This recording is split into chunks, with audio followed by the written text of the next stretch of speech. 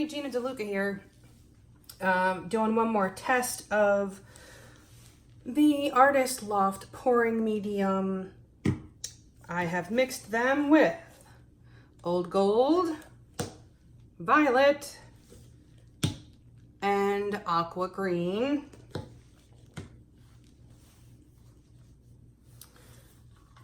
I'm going to do a base coat with this one.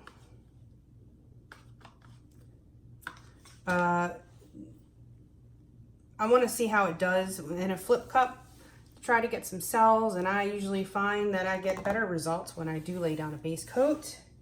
It helps that paint stretch without having to fight on a dry canvas. I do highly recommend, if you are going to use this stuff,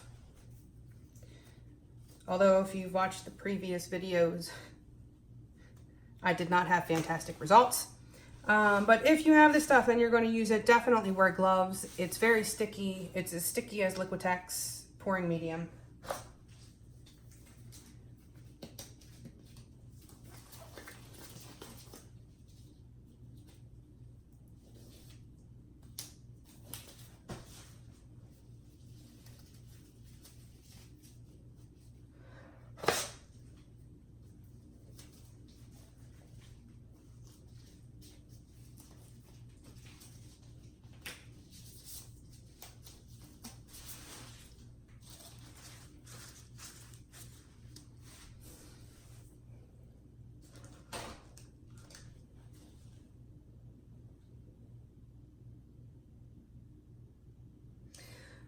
I'm going to use 1 drop of the coconut milk anti-breakage hair serum. 1 drop, even like if I could do a half a drop, I would.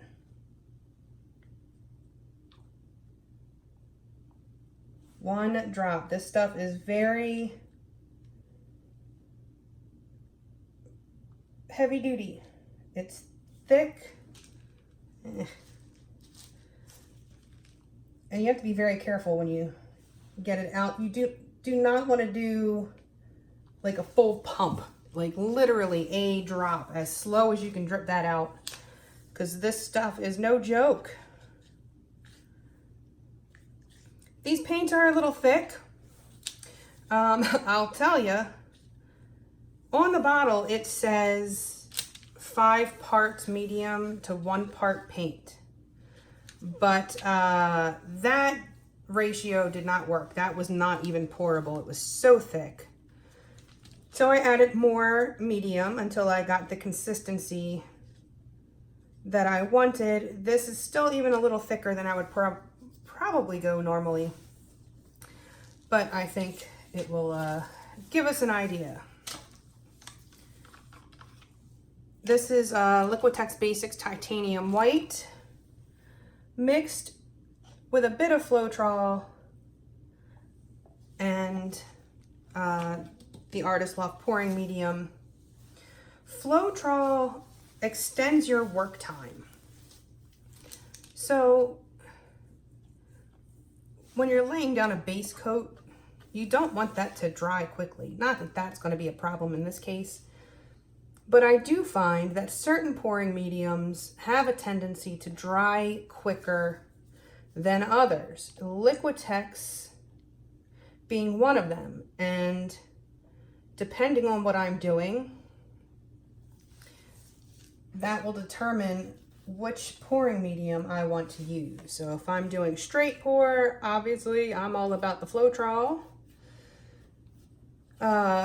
If I were doing something that required manipulation, like when I did the landscapes or the jellyfish, you want to have as much work time as possible before your base coat starts setting up, and so I use Floetrol. But if I want something that's going to set up quickly, like a ring pour, because I don't want cells popping up. I don't want it moving at all once I'm finished manipulating it. Then I'll use, something that dries a little quicker, like Liquitex. And this stuff seems to dry pretty quick. It has the stickiness of Liquitex, but so far I have not had a great experience with these paints doing what I want them to do, which is maintain color separation, not turn to mud, and cover the sides. All right, so I'm starting with the green. I'm just gonna do the same color pattern I've been doing.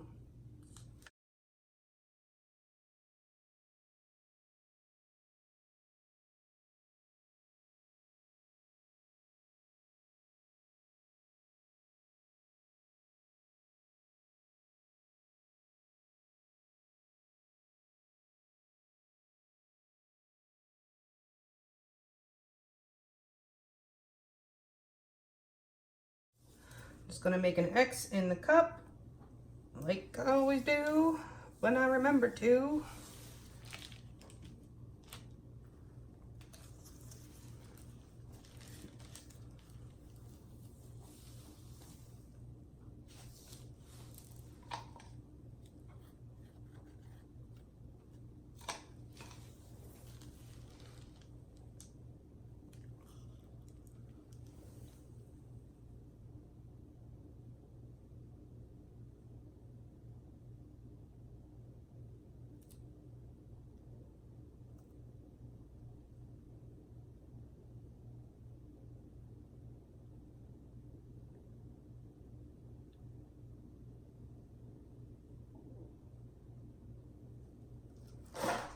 All right, let's give this a torch.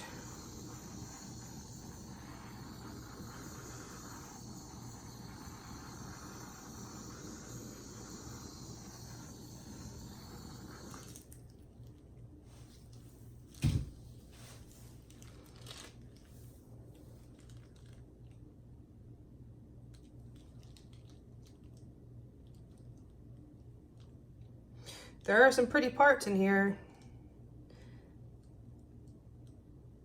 Sadly, it's usually the prettiest parts that get tilted off, but they kind of have to, or you'll have too much paint on your canvas.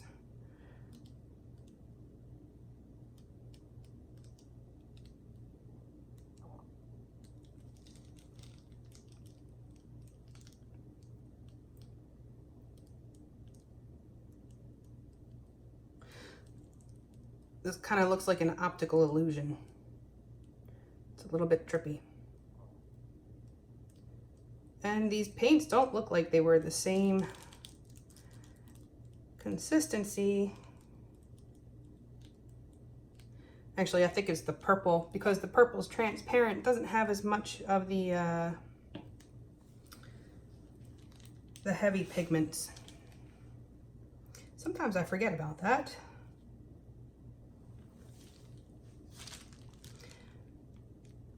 All right, I'm just gonna wait and see what happens here. I see a lot of white popping through. We shall see. All right, I'm gonna wash up and I'll bring you in for a close-up. All right. There are some cool looking things going on in here. That just looks like an optical illusion, kind of funky. But man, these spots that are popping up, it's just, it's not holding its shape the way I want it to. Kind of looks like an abalone shell. I will probably be doing something with these colors with tried and trusted and true pouring mediums, because I do like the combination. But yeah, it's like, what's going on there? What is that?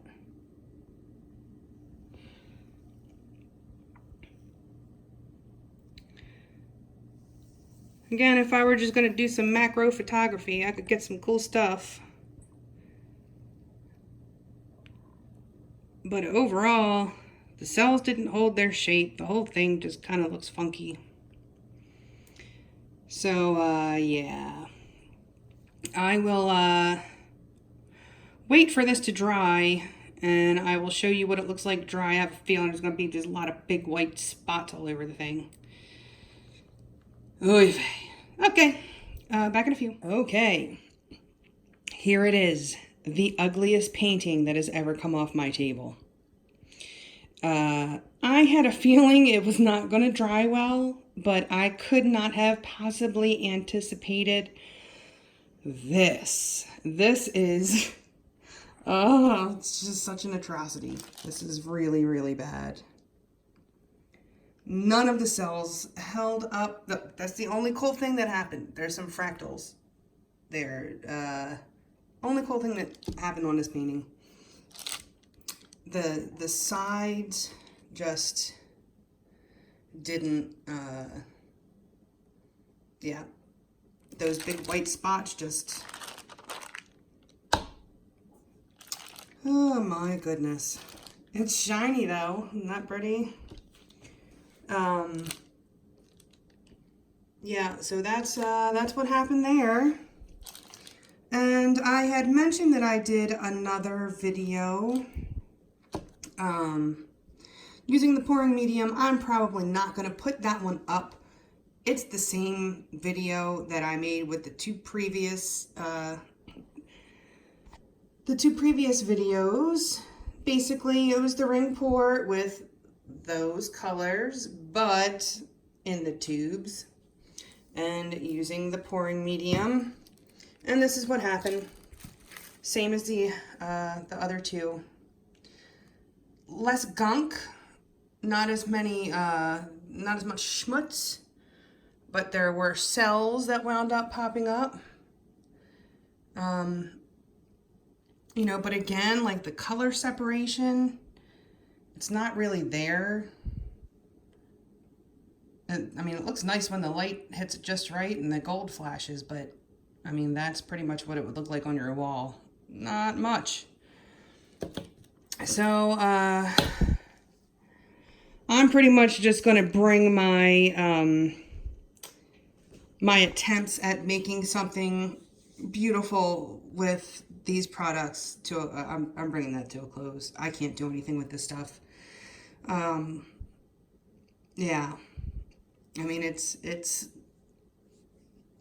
just save your money, y'all, and get the good stuff. I don't know. I wanted to love it. I wanted to present to you something, you know, especially for beginners who have a hard time getting consistencies right. But there's just nothing here. There's nothing to get excited about. There's no coverage. And I made this paint very thick in comparison to, well, definitely in comparison to those. But even in comparison to how I would normally do a ring pour, I made it a little bit thicker because I was worried that it wouldn't stick to the sides, and I was worried that it wouldn't have the color separation. And even making it thicker, I still didn't get that. So there you have it. And there's this just blob of a mess. I mean, what on earth? What happened? What happened? Okay. Well, that's it for this testing series. I'm drawing it to a close. I hope you learned something. I sure did. I hope you save your money. And please like and share and subscribe and share so other people can save their money too.